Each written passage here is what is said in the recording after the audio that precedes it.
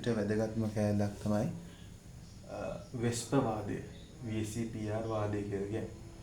ඒතර මේ වෙස්ප වාදය ගැන කතා කරද්දී වෙස්ප වාදයේ මුලින්ම කියන කරුණක් විකර්ෂණ ඒකක කියලා. මොකද මේ විකර්ෂණ ඒකකයක් කියලා කියන්නේ? දැන් මේක කියවොත් සහසංයෝජ සංයෝගයක කිසියම් පරමාණුවක් වටා ඇති එකසර ඉලෙක්ට්‍රෝන යුගල් හා සිග්ම බන්ධන විකර්ෂණ ඒකක නම් වෙනවා. හරිද? ඒ කියන්නේ සරලව ගත්තොත් අපි උදාහරණයක් වශයෙන් ගත්තොත් සල්ෆර් ඩයොක්සයිඩ්. සල්ෆර් ඩයොක්සයිඩ් මෙහෙමනේ තියෙන්නේ.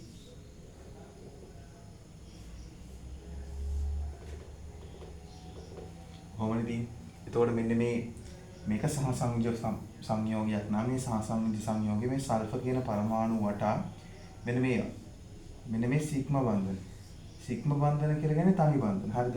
අපි දන්නවා සිග්ම බන්ධන ඇති වෙන්නේ රේඛීය අතිච්ඡාදන මේ අපි මොහොන් කරන ඉඳි කතා කරන මෙන්න මේ වගේ රේඛීය අතිච්ඡාදන වලින් තමයි සිග්ම බන්ධන ඇති වෙන්නේ රේඛීය අතිච්ඡාදන වලින්.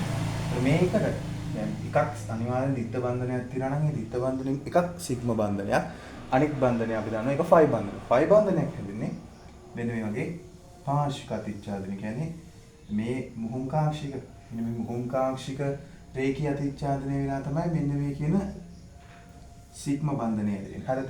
එතකොට ෆයි බන්ධන තියෙන මේක ෆයි නම් මේක සිග්ම නම් අනිවාර්යයෙන්ම දිත්ත බන්ධනයක එකක් සිග්ම වෙන්න ඕනේ. අනිත් එක ෆයි වෙනවා. ඒ ෆයි බන්ධනය ඇදෙන්නේ පී කාංශික. මෙන්න මේ වගේ තියෙන පී කාංශික. ඔන්න ඔය තියෙන පී කාංශික වල තියෙනවා මෙන්න මේ වගේ පාර්ශ්වික අතිච්ඡාදන. මේකට කියනවා අපි රේඛීය අතිච්ඡාදන මේකට කියනවා අපි පාර්ශ්වික අතිච්ඡාදන. ඔහොම තමයි ෆයි බන්ධනය තියෙන්නේ. හරිද? දැන් ඒක නෙමෙයිනේ අපි කතා කරන්නේ විකර්ෂණ ඒකක. හරිද? එතකොට විකර්ෂණ ඒකකයක් කියලා කියන්නේ උදාහරණම සහසංයෝජ සංයෝගයක කිසියම් පරමාණුවක් වටා තියෙන එකසර ඉලෙක්ට්‍රෝන යුගල්. මෙන්න මේ එකසර ඉලෙක්ට්‍රෝන යුගල් සහ මෙන්න මේ ෆයි බන්ධන වෙන ඔන්න එකසර ඉලෙක්ට්‍රෝන යුගල් සහ ෆයි බන්ධන වලට කියනවා අපි වෙස්ප එක මේ විකර්ෂණ ඒකකයක් නැත්නම් වෙස්ප ඒකකයක් කියලා කියනවා. හරිද? විකර්ෂණ ඒකකයක් නැත්නම් කියනවා වෙස්ප ඒකකයක් කියලා. හරිද? විකර්ෂණ ඒකකයක් නැත්නම් කියනවා වෙස්ප ඒකකයක් කියලා.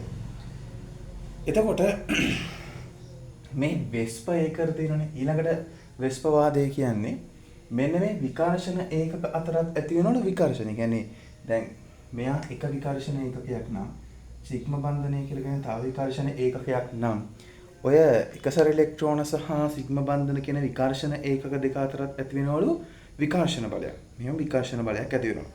හරිද? එතකොට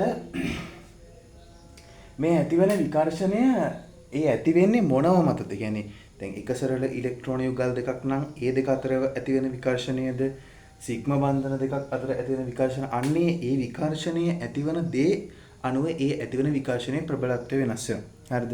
ඒක තමයි ඊළඟට වෙස්ප වාදයෙන් කියන්නේ. එතකොට ඊළඟට කියන්නේ මෙහෙම ගත්තොත් ඒලා කියනවා විකර්ෂණය ඒ ඇතිවන විකර්ෂණය වැඩි වෙනවයි කියලා අඩුවෙන්ම විකර්ෂණයක් ඇති වෙන්නේ සිග්ම බන්ධන අතර. ඒ කියන්නේ මේක නම් සල්ෆර් ඩයොක්සයිඩ් ගත්තොත් සල්ෆර් ඩයොක්සයිඩ් වල මේ දෙක සිග්ම බන්ධනනේ. මෙන්න මේ සිග්ම බන්ධන දෙක අතර සිග්ම බන්ධනයකුයි තව සිග්ම බන්ධනයකුයි අතර. හරිද? ඔන්න ඔය සිග්ම බන්ධන දෙකක් අතර ඇති වෙන විකර්ෂණය තමයි අඩුම විකර්ෂණය.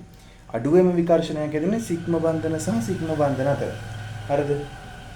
මීට වඩා වැඩි විකර්ෂණයක් ඇතිවෙනවා. හරිද? මම මේ කොනේ කියන්නේ.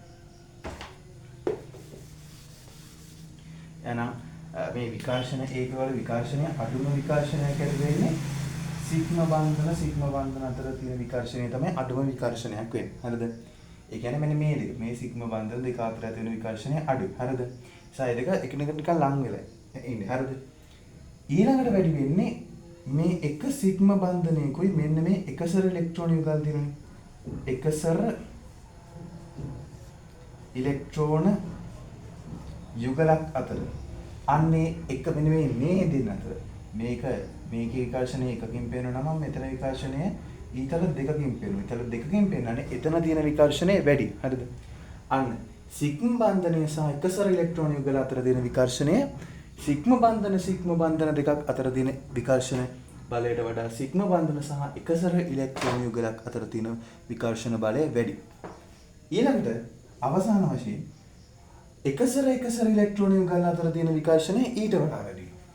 එකසර ඉලෙක්ට්‍රෝන යුගල අතර තියෙන විකර්ෂණය එකසර ඉලෙක්ට්‍රෝන යුගලකුයි තව එකසර ඉලෙක්ට්‍රෝන යුගලකුයි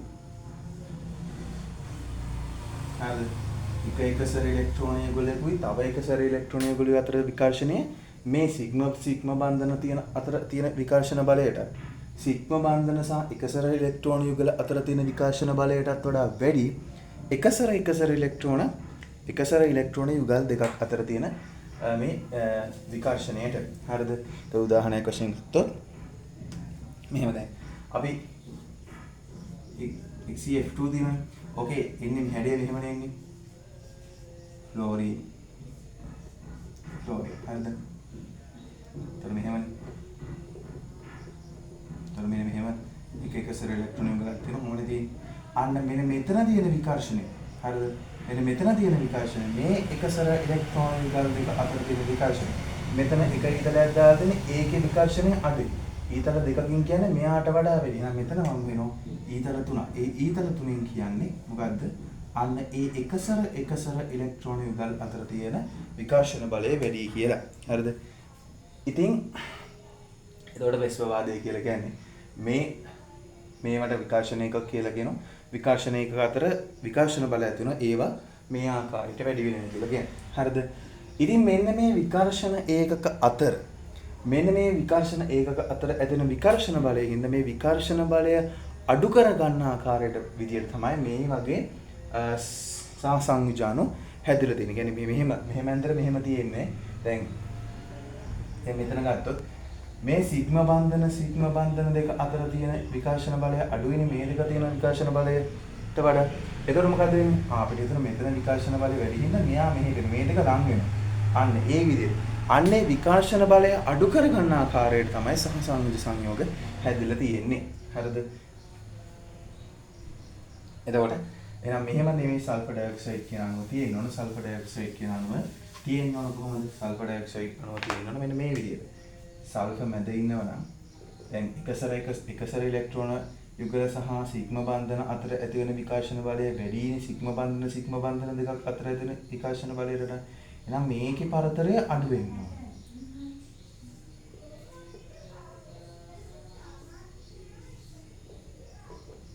ඒ නිසානේ මේකේ පරතරය අඩු වෙනවා. මෙතන වැඩි විකර්ෂණ බලයක් නිසා එතන තියෙන දුර වැඩි වෙනවා. ඔය ආකාරයට අන්නේ විකර්ෂණය අඩු කර ගන්න විදියට තමයි මෙතන මේ සහසංයුජානු හැදිලා තියෙන්නේ. හරිද? එතකොට වෙස්පවාදයෙන් කියන්නේ ඔච්චරයි. ඊට පස්සේ වෙස්පවාදයට අපි කතා කරනවා ඉලෙක්ට්‍රෝන යුගල ජ්‍යාමිතිය සම්බන්ධයෙන්.